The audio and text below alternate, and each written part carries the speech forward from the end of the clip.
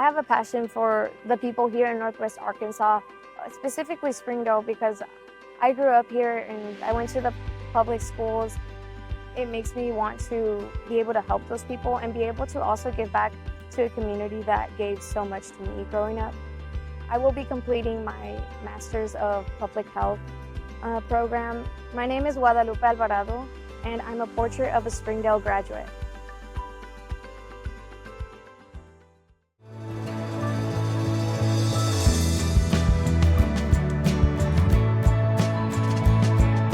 Hi, I'm Mary Jordan. Thank you for joining us for this episode of Springdale Today.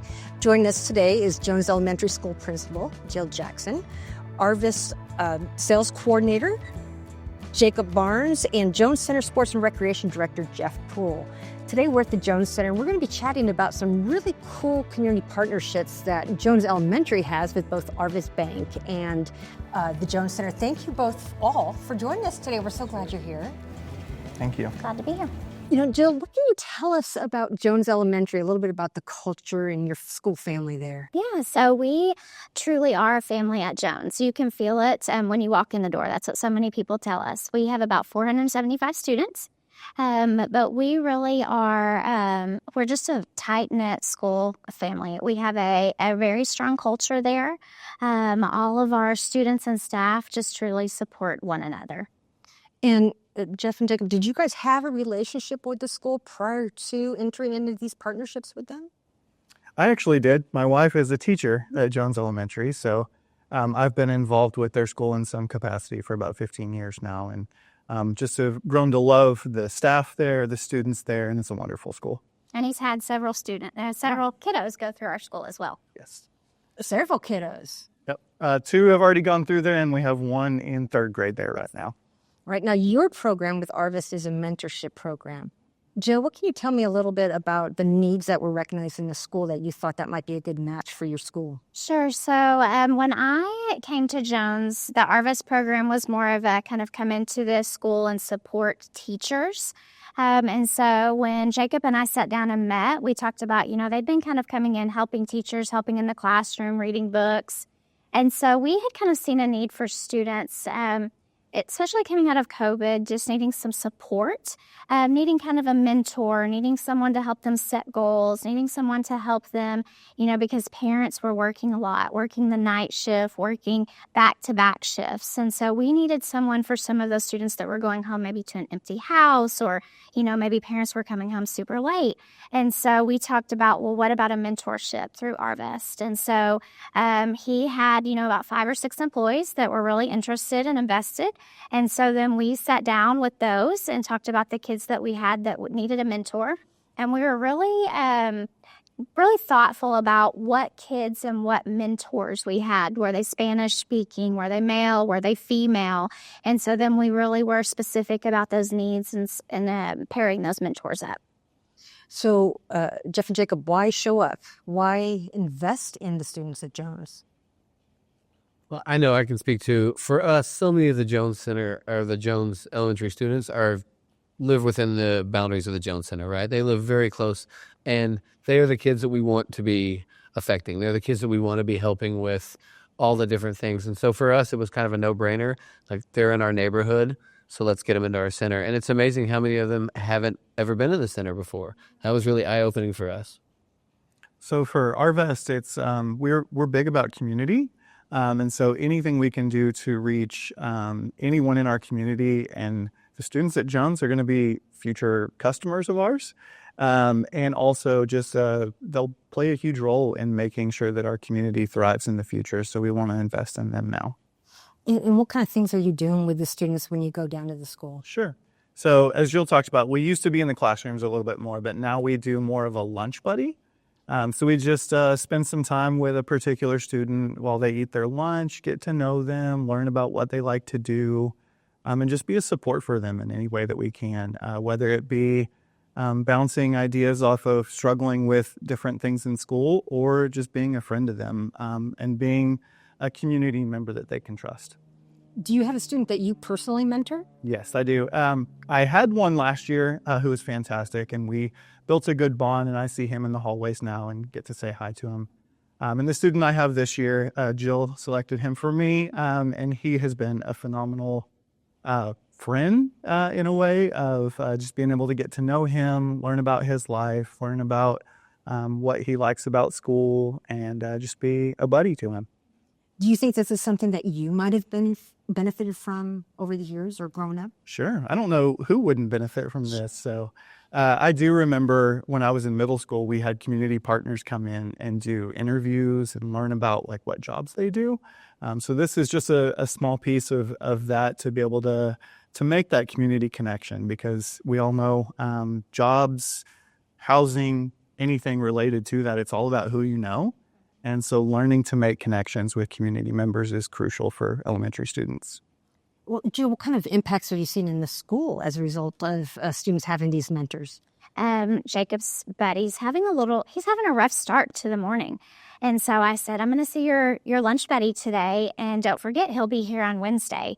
And so that gave his buddy a good motivation to kind of like, okay, it reminds him, okay, I have an importance. I have a purpose. I have a reason. I have a why. And so he's like, tell my buddy I said hello. And I said, don't forget, you will see him on Wednesday.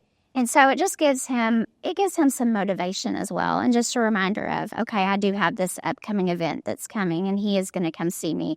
And there's a consistency there that he gets to see, because he doesn't have a male role model at home. And so he gets to have this male role model come in every week and give him some consistency. And that's nice too.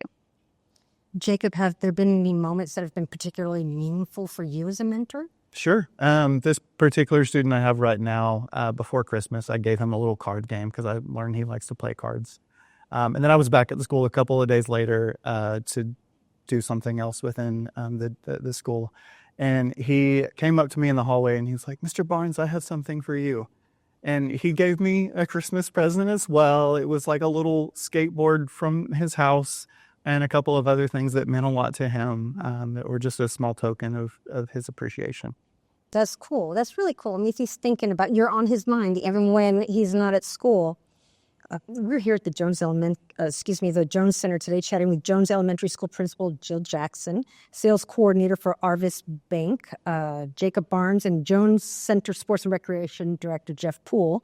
Jeff, what can you tell us a little bit about the need for swimming here in Springdale that helped prompted the swimming mentorship program you guys are doing? Yeah, so I went to a conference and just looking at some statistics when it comes to drowning in students, and we realized that swim lessons are a necessity. This is a life-changing, life-saving skill. My boss always likes to joke, we're taught the recorder in school, but we're not taught how to swim, and one is probably a little more important than the other.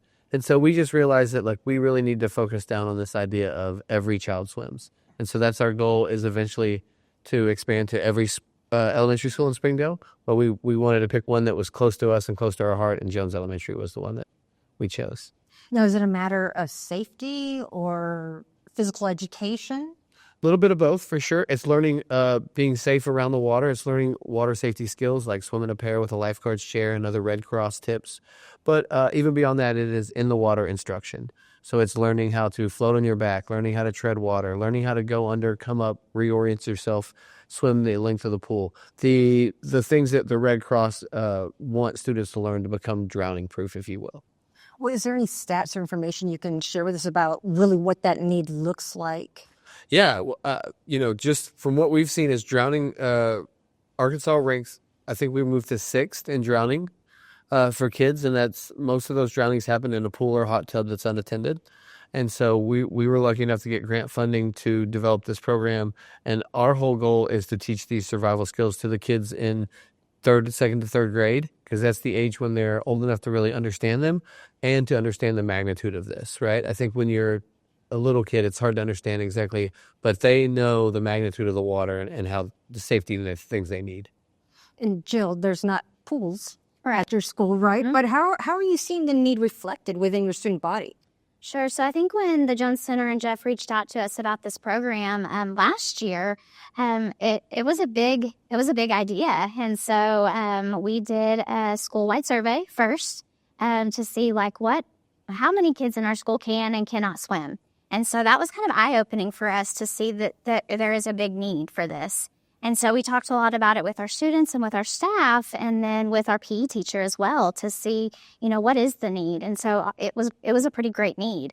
And so I think, we heard a lot of our teachers saying this is going to be huge for our students, because they talk about going to the river and to the lake and to go to different pools at the Jones Center, that our kids did express a huge need that they don't know how to swim. And so when we talked about focusing on one grade, which was third grade, and if we could continue with third grade each year, we could really, with this partnership, make a big difference in teaching one grade each year how to swim. And so we knew that would be a big impact for them. And even looking at the surveys, we found that kids who said, I can swim, when they actually got to the pool or put to the test, the numbers were a little bit different. And so it's really making sure kids understand, because I think that's a big issue with kids, is they think, oh, no, I've been in water up to my knees, I can swim. And then when they get in real water, they get in real trouble. So, yeah. Yeah. And then, so what does the partnership look like for you guys? How is it operating? Yeah, it's an awesome partnership, I have to say. Jones Elementary has been great. So every Wednesday for 6 weeks, we pick the kids up. We transport them here to the Jones Center. We took every third grader, we swim tested everyone. And of the kids who didn't pass the swim test, all were eligible then for the free swim lessons. So we bring them here on Wednesdays. We give them a snack. We get them dressed in their swim gear, which was donated by Walmart. And then they get 15 minutes in the pool, 15 minutes out of the pool. And when they're not in the pool, they're doing water safety lessons from the Red Cross. So they're learning about lifeguards. They're learning about wearing a life jacket. They're learning about all the different things they need to learn out of water. And then they're getting that 30 minutes in the water as well. And what have you discovered the value for this? Are kids really taking to swimming? Yes, 100%. We have kids that refused to get in the pool on the first day on the swim test are now getting in the pool, swimming, really getting into it. We have a couple of kids who basically could complete, we did 4 skills they had to have for the swim test. They can complete none of the skills. And after one 6-week session, 67% of kids at least expanded to 1 to 2 skills. And we have 5 kids who passed the swim test completely. So it's really exciting. It's a slow process. Teaching a kid to swim is not something that happens overnight. It's a long kind of thing, but we're really committed to making it happen. And we've seen growth in this group, and so we're excited. And have you seen it reflected in the classroom at all? Does it carry over? Sure, it does. And they talk about it. And you can hear, I think the exciting thing was, the kids, there were some kids when we came in the initial day that did pass the swim test, and they have been excited talking about the kids that are passing the swim test now. They've really been cheering those kids on that are learning to swim. And so that's been really exciting to hear them say, how are you doing? Are you learning this? What have you learned? And so they've really been following them and their story in swimming. So that's been fun to hear and to see. Well, and Jeff and Jacob, I bet you guys and your volunteers have been gaining from this experience as well. Is there anything you might be able to share with us? I have a high school or a college intern who was helping with some of the swim lessons. And I know personally she's been really impacted. She's thinking about, what her life major, she's trying to figure out her major, and she's moving towards more of a social work possibility now because she's seeing the impact this has had. And so I know for me, it's even with the families, I've had a couple of the families tell me how important this is to them and how great it's been. And so it's really recommitted us to making sure it happens. I pulled a few of our volunteers just to kind of get their thoughts on stuff too. And across the board, everyone just said how much they enjoy having that consistency to work with a student each week and be able to pour into their life and know that could make a difference down the road for them. Well, and that's the thing you'll probably never realize. I mean, you don't realize that someone needed to know how to swim to prevent a tragedy unless a tragedy occurs, right? And likewise, you just never know these conversations. You guys are probably affecting these youth in ways that you just can't even imagine, and that's really super cool. Jill, are there any other partnerships that Jones Elementary benefits from the community? Sure. I think, a new partnership that we've developed since our lunch buddy partner has jumped off with Arvest is Tyson down here on Emma. Their IT department has been kind of reaching out and asking what they could do to help us. And they're very interested in, well, do you need more lunch buddies? And of course, we always need more lunch buddies. We have 475 students, and they're always saying, well, can I get a lunch buddy? Can I get a lunch buddy? And so they have jumped in and asked, if we had we have 11 people in our department. Could we reach out? And sure. So they have in the Women in Technology, which is coincides with their department. And so they have reached out and helped us with some fundraising this year to help make sure all of our students got T-shirts for Christmas and did some fundraising. But then they also asked if they could work with us because Arvest helped cook for their fundraiser. And they're like, we heard they're doing lunch buddies. We'd like to jump in and do some as well. So I think just like he said, being a part of a community that's so giving, they want to jump in and be a part of this too. That is so cool. Now, if anyone were interested in working with your school, should they just shoot you an email? Absolutely. Shoot me an email or call Jones and they will get them in touch with me. I mean, all of our schools are listed on www.sdale.org if you need to find any of our schools. Now, is there anything that I haven't thought to mention? You guys are doing so many cool things with these kids. Is there anything that you'd like to share that I hadn't thought to touch on? I think the only thing that I just kind of wanted to add on is that one of the things with our swimming program is that there was no barriers. One of the things I came to Jeff and just said is that one of the problems that we're going to have is our kids may not have swimsuits and they may not have shoes to wear and they're going to have tennis shoes. And he was like, no problem, we'll figure it out. And we came up and our first day, all the kids got swimsuits, they got swim shoes, they got all of the things that they needed to be successful in a swimming program.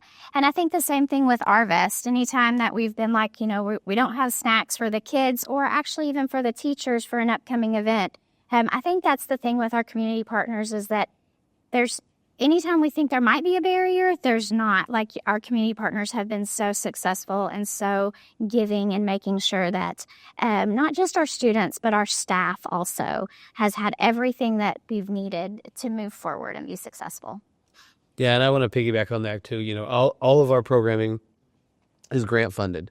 So everything that we're doing is completely free to the students, completely free to the parents, and that's all made possible through our grant funders. And so we really appreciate all the people who fund that programming. And it really is so important when you give to an organization like the Jones Center, that's what you're giving to is programs that are going to affect your community. So fantastic. Anything else to add?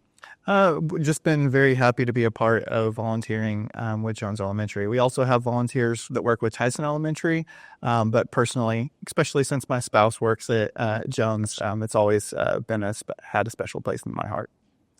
Well, we're grateful. Thank you for everything you guys are doing. Thank you for making time to chat with us today. We look forward to seeing more about what's happening at your schools and all the amazing things that are happening. Thank you.